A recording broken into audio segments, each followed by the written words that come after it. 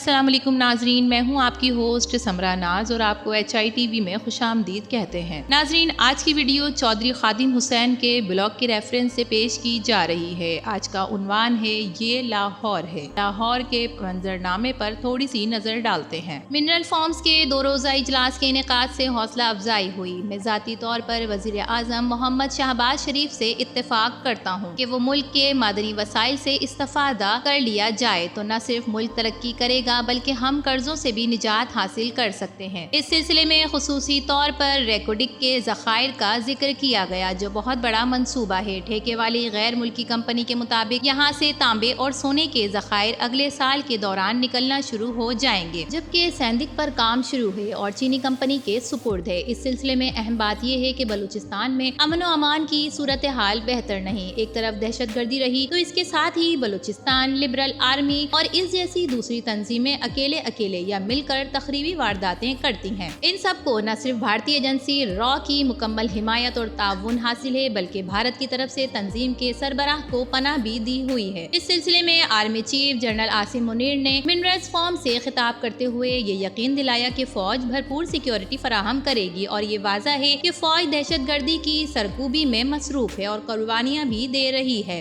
ہمارے ملک میں دہشت گردی افغانستان کی سرزمین سے بھی ہو رہی ہے، جہاں تحریک طالبان پاکستان اور داعش جیسی تنظیموں کو ٹھکانے ملے ہوئے ہیں۔ طالبان حکومت داعش کے اختلاف اور TTP کے موقف سے اتفاق رکھتی ہے، تاہم اسے اون نہیں کرتی۔ حالانکہ افغانستان کے کئی صوبوں میں تربیتی مراکز کا انکشاف ہوا اور را کے تعاون کے ثبوت مل چکے ہیں۔ اس حوالے سے دیکھا جائے تو آرمی چیف کی کاوش مثبت تر نظر آتی ہے، تاہم بلوچستان کا رقبہ وسیع پہاڑی اور ویران ہونے کی وجہ سے BLA والے اور دوسرے تخریب کار شاہراہوں پر وارداتیں کرتے ہیں، جبکہ ہمیں ریکوڈک، سیندک اور دوسرے متوقع وسائل سے مستفیض ہونے کے لیے گوادر تک سڑک کے علاوہ ریلوے لائن کی بھی ضرورت ہے اور اس کی تعمیر اور ان ذرائع سے آمد و رفت کا بلا خطر سفر بھی درکار ہے۔ یقیناً یہ سب وزیر اعظم اور آرمی چیف کی نظر میں ہے۔ وزیر اعظم نے معدنی وسائل کے حوالے سے گلگت بلتستان، آزاد کشمیر اور چاروں صوبے کا بھی ذکر کیا ہے۔ یہاں بھی وسائل دستیاب ہیں، ان میں ہیرے اور دیگر معدنیات بھی شامل ہیں، جبکہ قیمتی پتھر کا ذکر بھی سامنے آیا ہے۔ مصنف لکھتے ہیں کہ مجھے وزیر اعظم کی ان باتوں سے مکمل اتفاق ہے اور یقین ہے کہ ہمارے ملک کو اللہ نے نعمتوں سے نوازا ہے، لیکن سوال یہ ہے کہ ایسا انکشاف 77 سال کے بعد ہی کیوں ہوا؟ اگر یہ سب وسائل ہیں تو اتنی تاخیر سے کیوں کوشش ہو رہی ہے؟ حالانکہ اس دوران غیر ملکی کمپنیوں کو تیل کی تلاش کے لیے بلایا گیا اور ڈھیروں معاوضے بھی دیے گئے، لیکن تیل کے ذخائر نہ مل سکے اور جو ملے ہیں وہ بھی اتفاق سے ہی مل گئے اور ان سے مستفید ہوا جا رہا ہے۔ وزیر اعظم نے تھرکول کا ذکر کیا اور ذخائر کو مثالی قرار دے کر فخر کیا کہ دنیا کے بڑے ذخائر میں سے ہیں اور ملکی استعمال میں آ رہے ہیں۔ مصنف لکھتے ہیں کہ اس سلسلے میں ماضی میں کئی بار توجہ دلا چکا ہوں۔ تجربہ کار حضرات سے انکشاف اور رائے کی روشنی میں عرض کیا تھا کہ ملک میں خصوصاً بلوچستان میں سندھ کے زینی علاقے میں تیل کے ذخائر موجود ہیں، لیکن غیر ملکی کمپنیاں تلاش میں مایوسی کا اظہار کریں گی۔ اس سلسلے میں سن 1955 اور 1956 کے سالوں کی بات کروں تو میں کولمبو پلان کے تحت بنائے گئے تربیتی school government earth moving training school Jamshoro میں زیر تعلیم تھا، جہاں غیر ملکی لیکچرار اور استاد تربیتی کورس اور تربیت کا سلسلہ مکمل کرواتے تھے۔ چودھری خادم حسین کہتے ہیں کہ میرے والد صاحب PWD کی ورکشاپ میں کام کرتے تھے۔ ان کے فورمین آباد ان پیٹرولیم کے ریٹائرڈ ہنرمند تھے۔ ان کا کہنا ہے کہ بلوچستان اور سندھ میں تیل کے ذخائر موجود ہیں، لیکن غیر ملکی کمپنیاں تلاش میں ناکامی ظاہر کریں گی کیونکہ انہیں کمپنیوں کے پاس مڈل ایسٹ ممالک کی پیٹرولیم وسائل کے ٹھیکے اور اجارہ داری ہے۔ ناظرین، اگر بلوچستان میں، سندھ میں تیل دریافت ہوتا ہے تو یہ ذخائر مڈل ایسٹ کی سطح سے بھی کم تر سطح سے برآمد ہوں گے، اس لیے ان کا انکشاف نہیں کیا جائے گا۔ مڈل ایسٹ کے ذخائر متاثر ہوں گے جو ان کمپنیوں کی ملکیت میں ہے۔ اس کے علاوہ چودھری خادم حسین لکھتے ہیں کہ میں نے 1970 کے سال کے دوران ایک پاکستانی انجینئر کا انٹرویو کیا۔ انہوں نے انکشاف کیا تھا کہ سوات اور میاں والی کے علاقے میں فولاد کے ذخائر ہیں۔ سوات میں درجہ اول اور میاں والی میں درجہ دوم کے ہیں۔ یہاں جو فولاد یعنی لوہا برآمد ہو سکتا ہے، چھوٹی بھٹیوں کے ذریعے پگھلا کر استعمال کیا جا سکتا ہے۔ یہ خبر روزنامہ مساوات میں لیڈ کے طور پر شائع ہوئی۔ مزید یہ بھی انکشاف کیا گیا کہ سوات کے علاقے میں زمرد کے اور دوسرے قیمتی پتھروں کی بہتات ہے، جبکہ قیمتی عمارتی پتھر بھی دستیاب ہیں۔ اس طرح بڑی بات یہ تھی کہ ان چشموں میں سے ہی کئی ایک میں یورینیم کی نشاندہی بھی کی گئی ہے اور مقدار کے حوالے سے ہمارا ملک خود کفیل ہے۔ ناظرین، دکھ کے ساتھ عرض کرنے پر مجبور ہوں کہ اب 77 سال بعد مدنی وسائل کی طرف توجہ دی جا رہی ہے، جبکہ ملک ملک میں سیاسی ابتری ہے۔ معیشت قرضوں کے عظیم بوجھ تلے دبی ہوئی ہے۔ اسے دیر آہے درست آہے بھی کہا جا سکتا ہے کہ غفلت اور لاپرواہی کا کوئی جواز نہیں۔ ان دنوں ہم کون سی قومی اہمیت کا مظاہرہ کر رہے ہیں؟ سیاسی ابتری ہے، ایک دوسرے سے قطع کلامی ہے، کئی طرح کے نظریے چل رہے ہیں۔ تحریک انصاف اور حکمران اتحاد برسر پیکار ہیں۔ سندھ اور بلوچستان کے قوم پرست جماعتوں کا موقف بالکل ہی مختلف ہے۔ دھرنے اور احتجاج ہی احتجاج۔ بلوچستان کے قوم پرست اپنی زبان سے نہیں اپنے عمل سے ثابت کر رہے ہیں کہ وہ دہشت گردوں، آزادی والوں کے موقف کے قریب تر ہیں۔ جعفر ایکسپریس پر حملہ کرنے والوں کی لاشوں کا زبردستی ہسپتال سے لے جا کر یہ ثبوت بھی فراہم کر دیا گیا۔ ان سب کے باوجود اپنے وسیع تر تجربے اور معلومات کی بنا پر